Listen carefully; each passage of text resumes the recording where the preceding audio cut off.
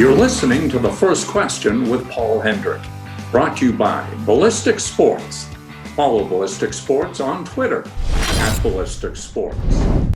There have been an illustrious line of sports broadcasters from the Ottawa area, and as a kid I watched and listened to the likes of Hub Beaudry, Brian Smith, and of course the legendary Ernie Calcutt, the voice of the Ottawa Rough Riders. Pat Marsden was from there too, and in the modern era, Jamie Campbell and James Duthie would emerge as well. Duthie has been the face of TSN for almost 2 decades. He's also the author of 4 books. His most recent release is Beauties, Greatest Untold Stories. And James, you hang around this business long enough, and a book like this can almost write itself. You hear things, you see a lot. There's triumph, heartbreaking tragedy, and a lot of comedy. But you've just got to look around you. And we'll start with Jeff O'Neill, Ray Ferraro, outstanding senses of humor, dry wit, and of course, the stories are many. Yeah, they are. And first of all, Paul, I love that intro. That's the first intro I've ever had that's mentioned Hub Beaudry and some of those legends from Ottawa, which is what I grew up on. Yeah. You know, listening to radio in the simpler days when, you know, CFRA would broadcast the Rough Rider games, and my dad constantly had it on. And Hub Beaudry, or I think on one of the other channels, Breen Murray, all these guys. Yeah. So you just brought back a lot of memories for me in that intro. Thank you for doing that. No, you're right. And I think that's probably, people ask me where I came up with the idea for the book, and it's not like you have some light bulb moment one night. I think it was just over the years of sitting next to those guys that you're talking about, like O-Dog or Jamie McLennan, even Bob McKenzie, and all the guests that we've had in. We probably had 100 people come in on that panel over 20 years, and they all tell such great stories. I know you know it from all your time with Harry Neal, but quite often the stories are not told on TV. The best stories are the ones when we're just sitting there before the game, having our meeting or watching the game with our feet up on the desk. And I think there was just a certain point a few years ago where I said to myself, I have to put them all together in some sort of book, the ones that I can repeat. Well, let's start with O-Dog. And I remember going into Washington's training facility in Virginia at Kettler and talking to Joel Ward and about Tom Wilson. And he said, I don't understand a GD thing that kid is saying, but he's a great hockey player. And I think back to O-Dog and Kevin Dineen and how that matched up. Totally a generational gap. But as time proceeded, hockey manages to bond both, and both different people. But boy, what a unique story this was. Well, I know O-Dog was one of the challenges for this book because he is one of the great storytellers ever, but 90% of the stories I cannot repeat even in a book. But we settled on his stories with Kevin Dineen because you're right, that relationship intrigued me. When the story starts with O-Dogs being this basically rookie, and Dineen gets traded back to Hartford and gets roomed with him and wants no part of being the roommate. O-Dog walks into the room for the first time. Dineen's already checked into the room, and he doesn't even look up, as far as O-Dog says, doesn't even look at him essentially. And used to do things like would be on the phone with his brothers while O-Dog was in the next bed talking about O-Dog very clearly, to be saying things like, yeah, no, he's got a lot of talent, but he's got no work ethic. And O-Dog would be in the next bed going, I'm right here. So, and they became the best of friends and still are. So, and I think that's the neat thing about hockey is you get these completely opposite personalities and ages drawn together, and roomies on the road, and they have no choice but, you know, to find a way to bond and figure things out. And Dino and O-Dog's one of my favorites. Yeah, my mom grew up in Perth, Ontario with Kevin's dad, Bill. I mean, I knew Gord Dineen so well from covering the Greyhounds up in Sault Ste. Marie. This hockey fraternity's tight. Now, I mentioned Ray Ferraro, and he played near the tail end of his career with Atlanta. Kurt Fraser, the head coach there, and Kurt had these big, massive hands, James, and Dave Farish found that at once. Didn't realize he was a southpaw, and Kurt just labeled him. So tell the story of Ray taking an unnecessary penalty at an unnecessary time, and of course, television doing what it does. It reads lips quite well, and got Ray into trouble. Yeah, this is my favorite, by the way, chapter title in the book. It's called Two Stories of Ray Ferraro Getting Smacked in the Head. Anytime I can title a chapter that way. Mm-hmm. So the context for this was Ray had wanted to sign with a contender or stay in LA, where he loved LA, and why wouldn't you? and he just didn't get any nibbles, so he had to sign with the expansion Thrashers, and he was miserable, and they were a miserable team. And 20 games in, they were taking horrible penalties and losing every night, and Ray was just at wit's end already, and basically took a bunch of dumb penalties the team did in the first period, fell behind 3 or 4-0, and Fraser tore a strip off him and said, "Nobody take a dumb penalty." Ray goes out first shift, puts his stick between a guy's legs in the face-off, and gets in the penalty box. And Fraser was giving it to Ray. And Ray, as anybody who knows Ray can give it right back and has a temper. And so he said some derogative words towards his coach across the ice while he was in the penalty box. And I guess Fraser didn't notice. But when they were watching the game tape later on the plane, he saw it. The camera had cut to Ray.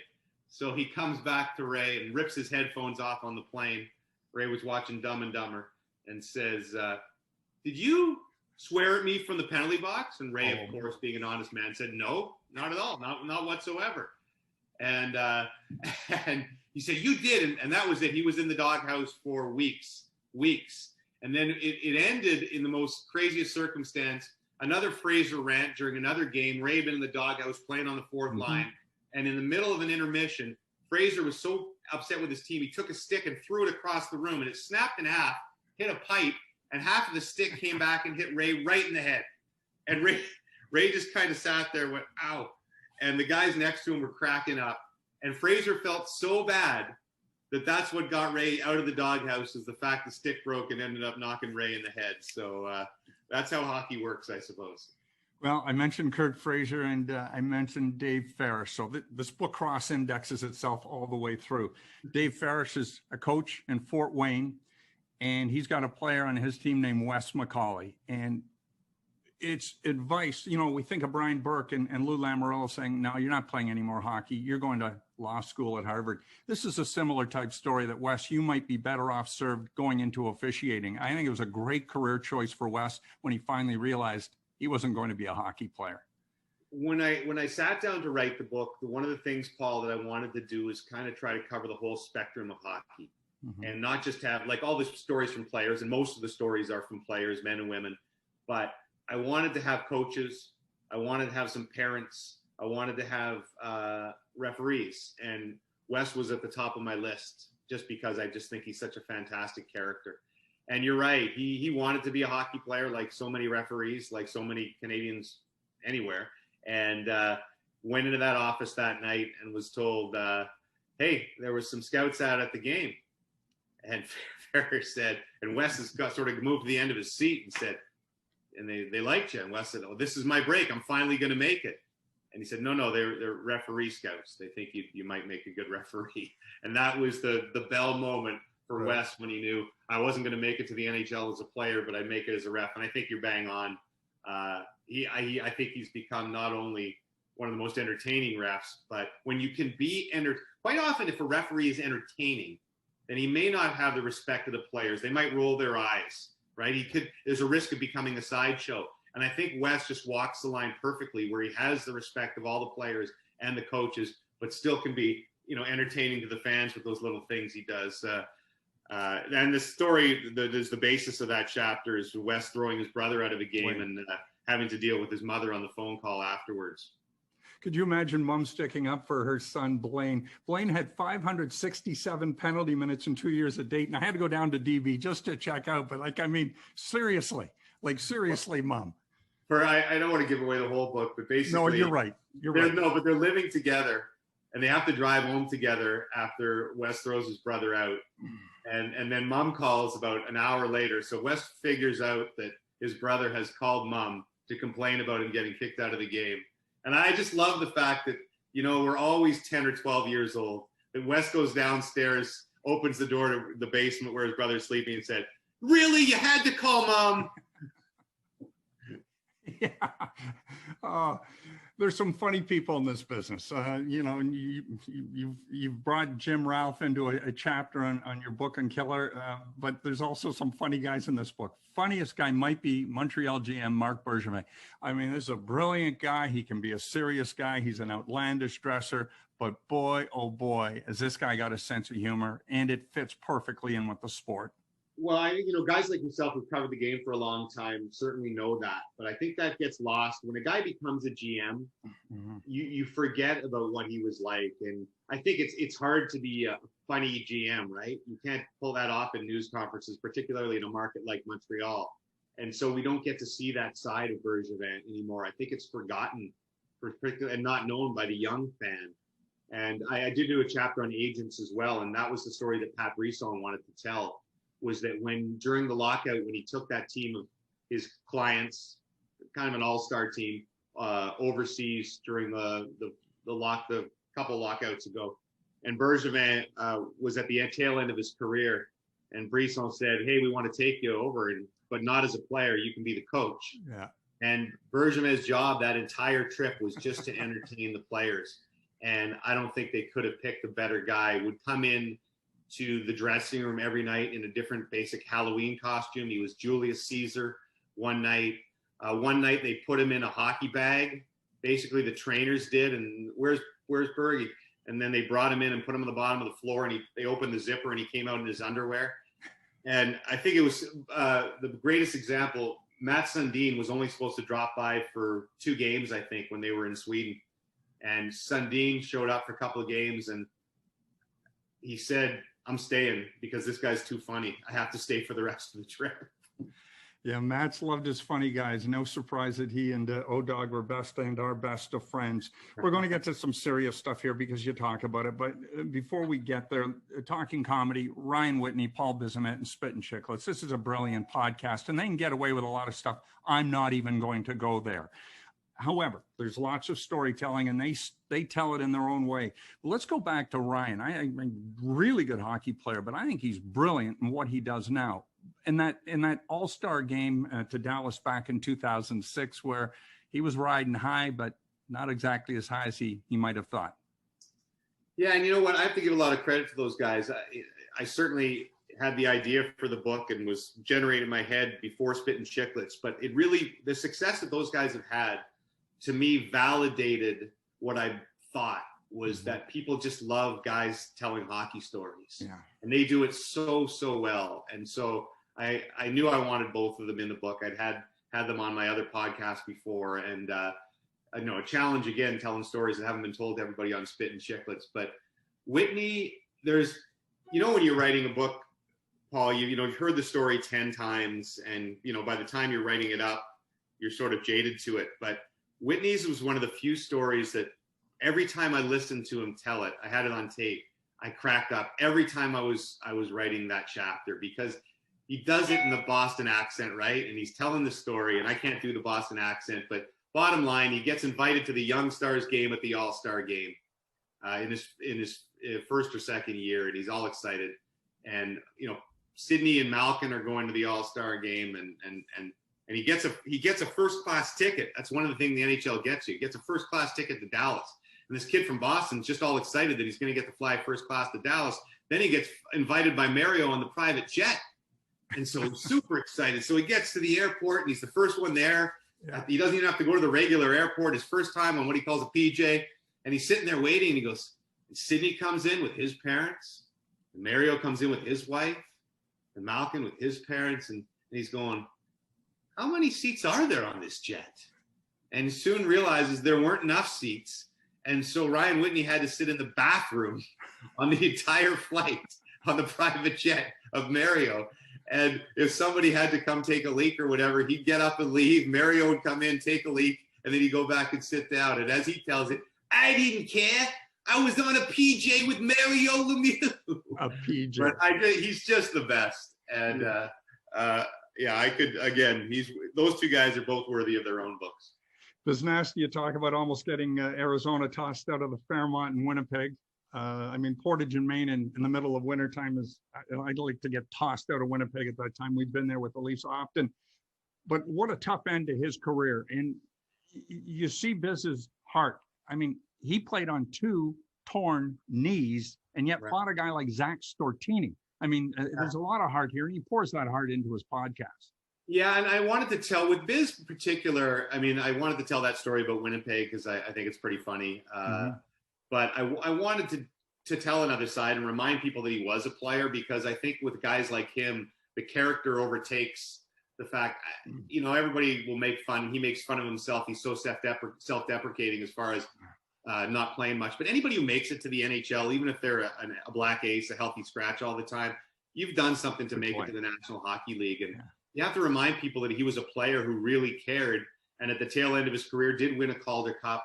And then I just thought it was such a biz story that he tore both his ACLs and tore the second one in what would be his last game. And he knew that his career was over because he'd been thinking about retiring at the end of the year anyway. But so between periods, him and his coach have a tearful moment that he knows it's over. But then he says, "Can I come sit on the bench for the third?" And he comes and sits on the bench and says, "Maybe can I take a couple more shifts?" And as he describes himself as Bambi, imagine like no ACLs skating around the ice and then gets in one last fight with Zach. So I just thought that was just such a biz way to go out, and a good story to tell for him. We'll get back to the comedy, but we'll also get into the serious side of the book. And the Blues run to the 2019 Stanley Cup, Gloria, and all the celebration that was going on the ice. I was happy for Tyler Bozak, Carl Gunnarsson. I can go on and on with that team. But off the ice, and Layla Anderson, 11 years of age, and how her story paralleled that of the Blues. And I don't want to compare them too much, but the Blues in early January were as good as gone.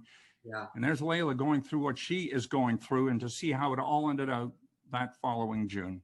Well, I think most of us as hockey fans, we were aware of Layla. You could not be watching the playoffs.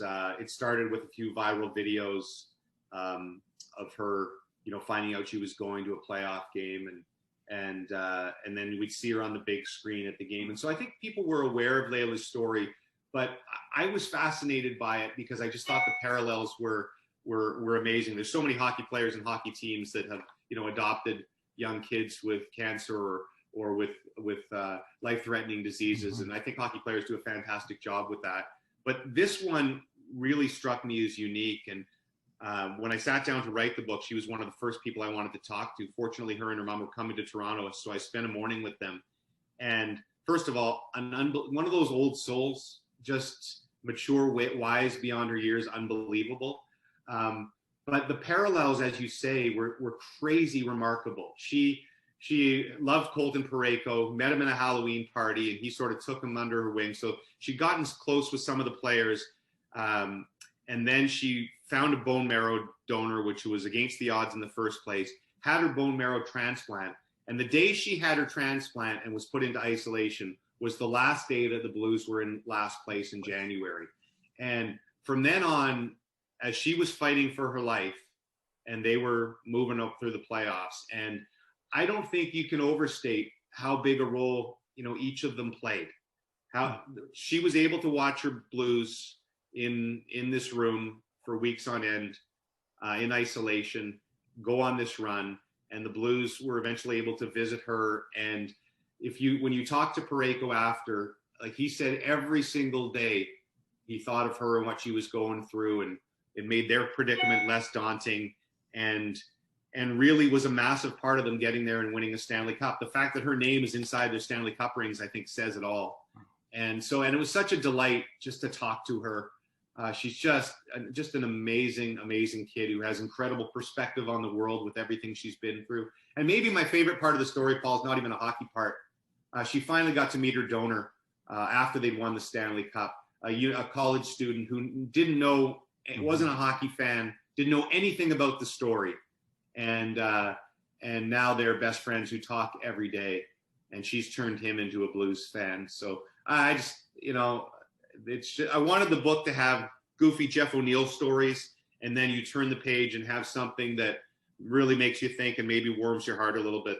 And I think Layla was probably at the top of that list. Oh, without a doubt. How difficult was it, James, to go back to 2018 and recall the tragic crash of the Humboldt Broncos? You took us through such an introspective look at the grieving process as Chris Baudry took a deep look into his soul and to his heart. It was painful to read almost. By far the hardest chapter in the book for me to write. But he has had, I will say, a real impact on my life. I got to be friends with him after I did not know Chris before the tragedy, got to be friends with him after the tragedy, started talking to him through text and quite a lot. And when I again started writing the book, wanted to write a story. I debated for a while because I know sometimes, if people are looking for light reading, which most of the stuff I do is pretty light, that's a heavy topic, but I thought it was important that Humboldt story was as much a part of hockey in Canada as anything else over the last decade. And he came and spent the day with me in Toronto, and we talked for hours and hours, and he really taught me a lot just about, he really went through an incredible time. He was already an addict. He'd been in a bus accident, which the chapter gets into years before, where a couple of people had been killed who hit a bus, and he was severely injured and became addicted to drugs and alcohol, and had kind of lost his way and had become sober before he got the job with the Broncos. And then this happens, and he's the one guy who's not on the bus, driving 20 minutes behind the bus, and to come upon the scene, to have to go to the morgue and be the guy who identified the bodies. I just can't even imagine what he went through. And he went through a dark, dark year following that, but emerged from it.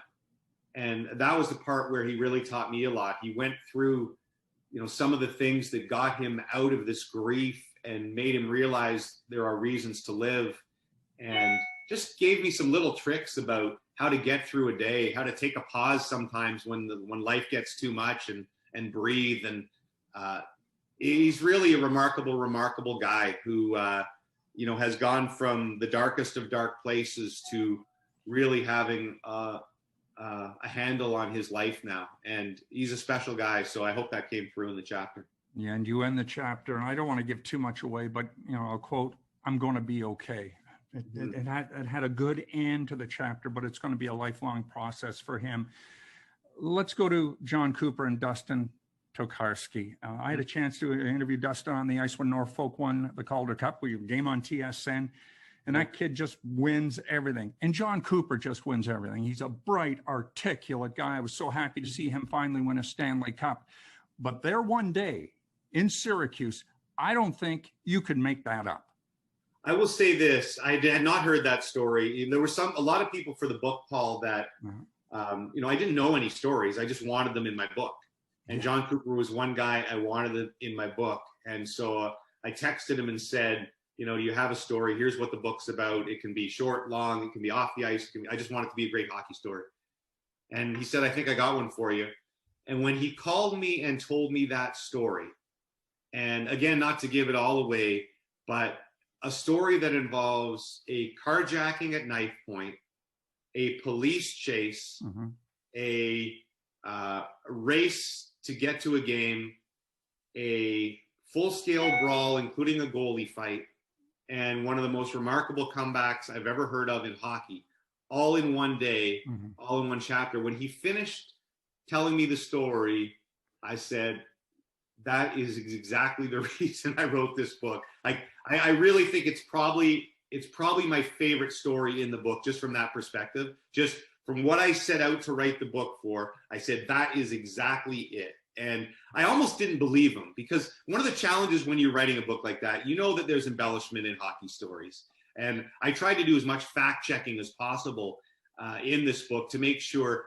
I don't mind a little bit of embellishment. That's what stories are about. But I wanted to make sure all the stuff in the book actually happened, right? That the dates were right, that the games happened as people said. And so I almost didn't believe him. And he sent me the game sheet afterwards, and there it was. And then I started looking up on YouTube the highlights of the game and the calls and some of the write-ups afterwards. And those are the stories. I don't know what it is about hockey, but I think hockey lends itself to crazy stories like that more than other sports. Maybe it's because you and I are such a part of it, but I just feel that way. And like I said, that Coop story is basically what Beauties is all about. If there's an inspirational story, and there are many, I think Cole Bardot might be one. And I've had a chance to cover the American Hockey League. I know who Cole is, but most of us certainly don't know who Cole is.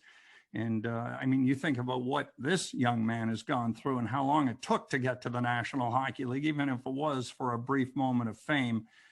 It's a story and person that has to be admired, and you tell it well. Well, thank you. another thing I wanted to accomplish with the book was, you want, obviously, you need a book to sell, and you want Wayne Gretzky and Sidney Crosby and Bobby Orr and Connor McDavid in the book. But I wanted to tell the stories of lesser names. Mm-hmm. And Cole's story, we were doing, I think, that Senators game. We may have not. Maybe I was doing a Leafs game that night. But I remember, for the listeners who don't know, Cole scored his first NHL goal on a penalty shot against the Senators last year. And I knew he had broken his neck at university. And I thought, that's a fascinating story for a guy to break his neck. They looked like he was done with hockey. Finally make it back to the NHL after toiling in the minors. And to score a goal that way, I believe he was only the 8th ever, or something like that, to score his first ever goal on a penalty shot. But when I got to talking to Cole, the story was much more layered than that. A lot of guys have injuries. No one has had a string of injuries like him. And it wasn't just the broken neck. He severed a tendon, could have died in another game. It was the longest string of bad injuries I've ever seen a player have over a span of basically 10 years that essentially derailed a guy who was on the World Junior team for the Americans and had a good chance to be a good NHL player, and ended up, likely bound for a career in the minors, but gets the call up and scores a goal in this way. And I just think the little moments like that, which we might see on a highlight on SportsCenter and then be gone, deserve to be told in more detail. So it was great to tell his story. Shoulder surgery, fractured C7 vertebrae, 2 knee tears, severed wrist tendon, double sports hernia repair, and a broken hand in a fight with little Marley player Dmytro Timashov, and it got infected. So that's just when I was writing the story, I said to myself, there's too many injuries in here. People are their eyes are gonna glaze over, because it reads like an injury report, but it's truly remarkable. Another great story is the bonding of Matt Nichol, a good friend of mine. I was with the Leafs for 7 years, and as much as I care and really admire Brian Burke, I don't know why Matty Nichol was fired, but he was, and it turned out for the better, and it turned out well for Ray Emery. This is a partnership of really 2 very different people, but Ray Emery was basically crippled and managed via Matt to believe in him, get a chance to come back and play in the National Hockey League. It's an inspirational story as well. Yeah, I sat down with Matt at the Grey Cup, actually, where he was working with the Tiger Cats, and it's funny. He's actually told me a funny story first about Eddie Belfour and orange juice, which he may have told you over the time. It's quite a hilarious story, and I feel bad that I had to leave it out of the book. I'm going to do it in a podcast someday because it's just an amazing story. But Emery, I always liked Ray. I was covering the Sens when he was there, and I always thought he was kind of a misunderstood guy. Certainly a guy who had demons. Mm-hmm. But I really always bothered me that when he passed in those tragic circumstances, that's all anybody remembered him by. And you read all the stories about Ray Emery, and it was, troubled former NHL player Ray Emery drowns under strange circumstances. And Matt told the other story of Ray that's underreported, and Matt knows it better than anybody. And again, it's an amazing parallel of just 2 guys who find each other. Matt had been fired by the Leafs, really didn't know where trained a few guys in the summer, and then fall had come and he had nothing to do. He literally had no clients and no job and didn't know what to do with his life. Ray had had this hip surgery, which was incredibly rare and new, and everybody said his career was over, and he risked paralysis and sitting in a wheelchair the rest of his life. And JP Barry ended up, Matt Sundin recommended Matty to Ray, and Ray and Matt found each other, these 2 guys who didn't know what their futures held. And Ray wanted to come back and play in the NHL, and Matt had basically said, I don't think this is possible. Like, if we can get you up walking again and maybe skating again, that would be a massive victory. Playing in the NHL isn't realistic. And Ray was basically, no, I'm going to play in the NHL. You just make me healthy. Mm-hmm. And so the story that Matt tells is one of this relationship where Ray wouldn't talk to him for the first 2 months. He kept thinking he was going to get fired, and they worked, and Matt had no idea what he was doing because it was such a rare injury and rare surgery that had never been done before. And so they would do ballet, and they would go in the pool, and they would do Pilates, and they were just throwing shit at a wall, basically, is the way Matt describes it. And slowly they formed this bond, and Ray let Matt into his world. And Matt will say that he's one of the most generous, nicest men he'd ever met, and certainly the toughest guy. The pain that he went through, and that comeback, you know, Ray ends up making it back to the National Hockey League and actually being a better goaltender, and winning the Jennings Trophy with Corey Crawford in Chicago, and winning the Stanley Cup before he passed away. And I just think it's one of the most underreported, remarkable comeback stories in sports history. And you know, Matt was such a big part of it. And I wanted that to be, and I think Matt wants, you know, people to know that there was much more to Ray than just the tragic way his life ended and some of the controversial stories along the way. Let's go back to another of your colleagues, Jamie Noodles McLennan. I've been to Newfoundland several times, 2 of the last 3 years for training camp. They're the nicest people. You've really got to go out of your way to piss off a Newfoundlander. But Noodles managed to do it, but he wasn't totally non-innocent. There were others abetting the crime. Let's go back to his time in the Islander system, and where he punched out he took out their mascot, Buddy the Puffin, because I mean, Buddy's revered, James. Buddy's a legend. I was just, before I came on with you, doing a Newfoundland radio show actually, and they were talking about that story and Buddy the Puffin. So this is the one time I broke the rule in the book. It's called Hockey's Greatest Untold Stories, Paul. But I had told this story in my last book. I did a chapter just with one story from each of my analysts. And that was the story I told because I loved it so much. And I think that Noodles probably told it in his book as well. But I said, I have to have this in the book because, again, kind of like the Cooper story, this is exactly what the stories I was looking for when I started to write Beauties.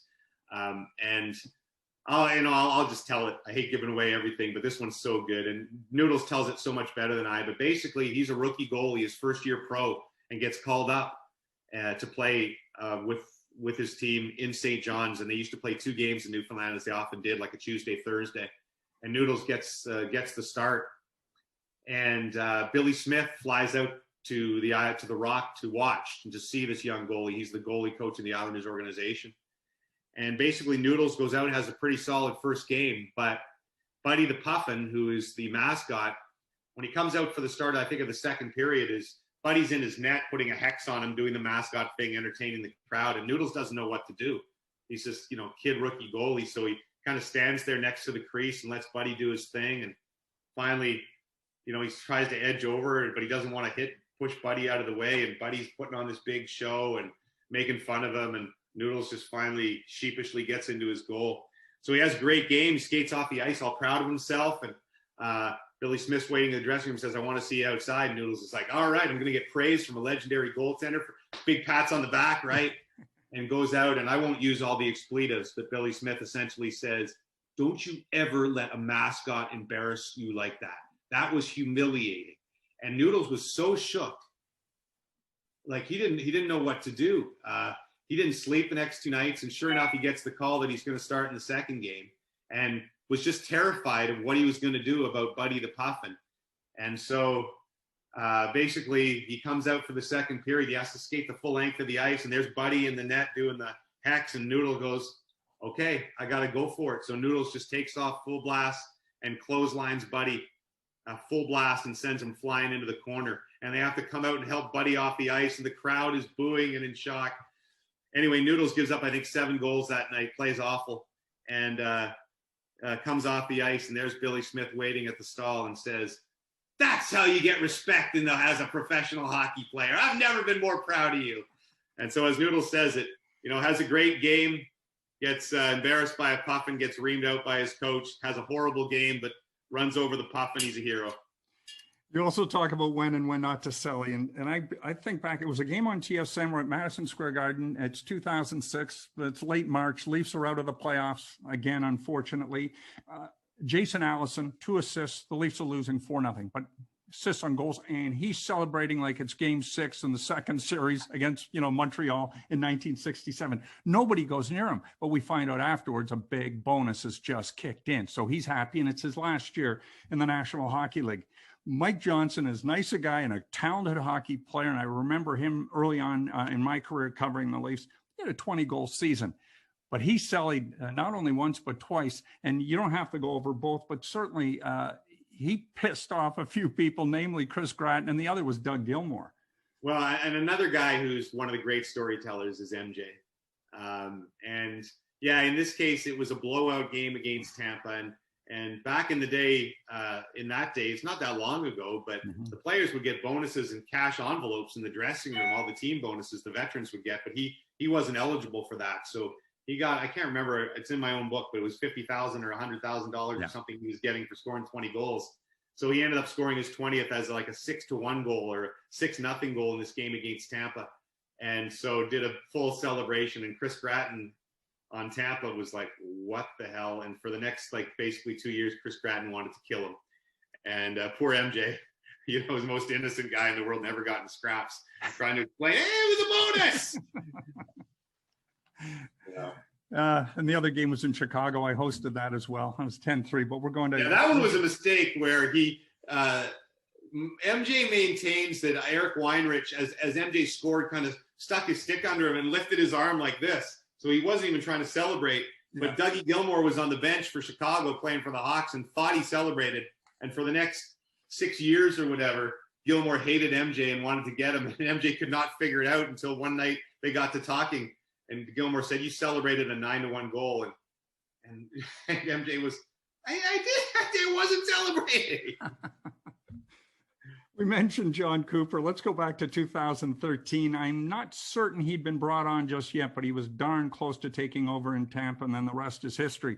But it's Steven Stamkos and his dad, Chris, and Grand Theft Auto, and this is coming out of the lockout and in just mistaken identity. But if you're going to take somebody's car, don't take the general managers.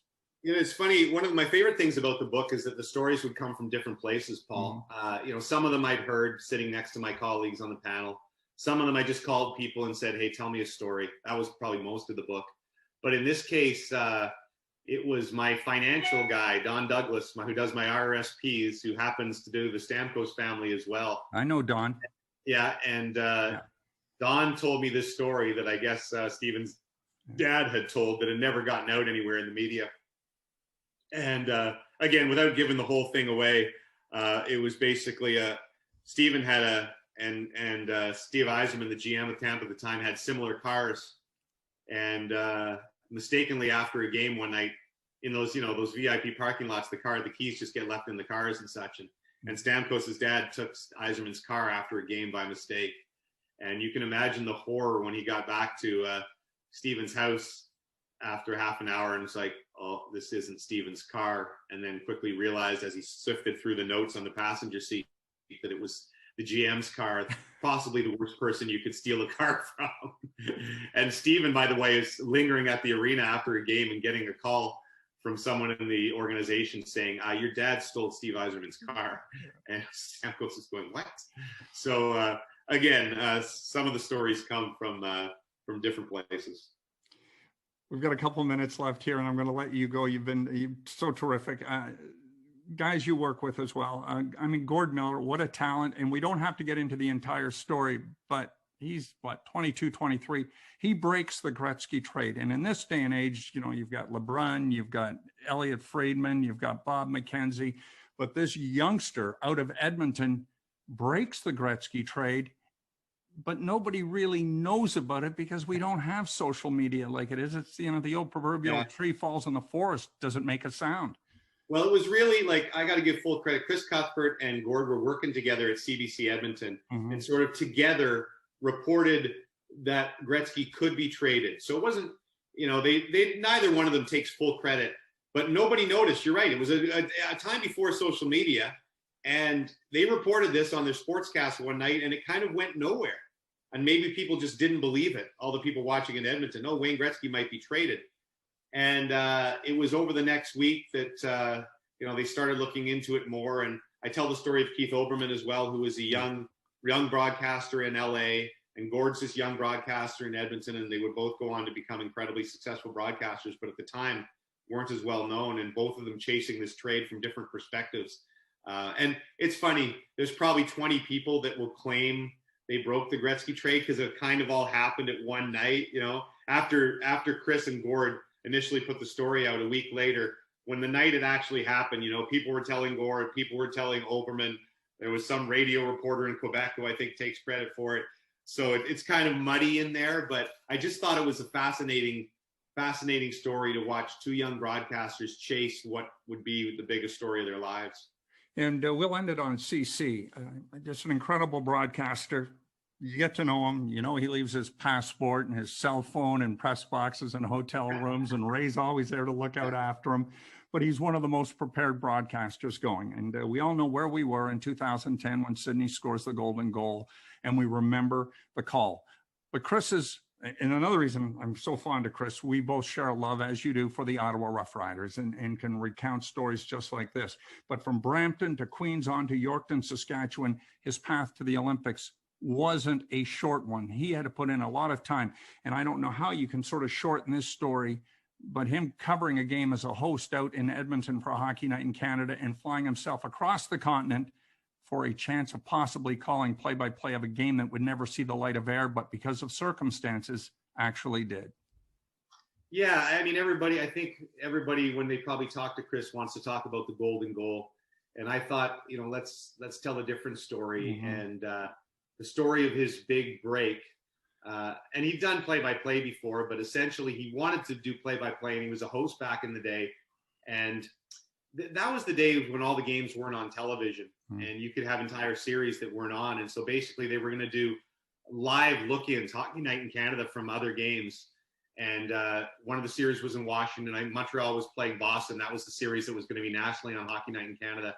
And Chris was sent out, his boss said, hey, if you want to do some, play-by-play, we'll do a live look-in on the Washington game for 2 minutes during an intermission, and you can get a little taste of doing play-by-play during the playoffs. And even though Chris was hosting the Oilers series, on the off day, he flies to Washington to do this. And basically, essentially what happens is there's a huge power failure in Montreal, and they can't get the signal out of the building. And so Chris ends up doing the entire game nationally. And that's when I think people first realized what a great play-by-play guy he was. But I think I won't get into it, but the details he gives, obviously it's not a setup. There's no crew there. It's him and one producer. He has basically a little desk set up in the middle of the stands. The kids' table. And he doesn't know what's going on because the producer doesn't want to rattle him. So he just says, keep doing. And Chris is going, aren't we done now? Aren't we back to the game? No, keep going, Chris. Keep going. And then he has to fill the intermissions. And he basically, as one man, does an entire game broadcast, play-by-play and intermissions, because of this power failure. So, like you say, just an absolute legend in our country, and great to tell the story of how it really started for him. And Huffy producing, and just so calm, cool, and collected. And maybe that was a blessing as well. The book is called Beauties, Hockey's Greatest Untold Stories. It's a treasure chest of the game's nuggets that'll make you laugh and will tug at your heart. It's James Duthie's fourth book, and it is indeed a beauty. James, thanks for this. Thank you, my friend. Thanks for having me on. Love the ballistic stuff, by the way, because it's an awesome way to watch sports on TV.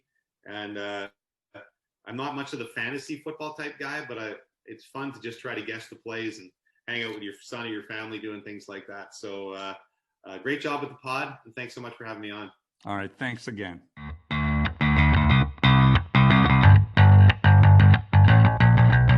You're listening to The First Question with Paul Hendrick, brought to you by Ballistic Sports. Follow Ballistic Sports on Twitter @Ballistic Sports.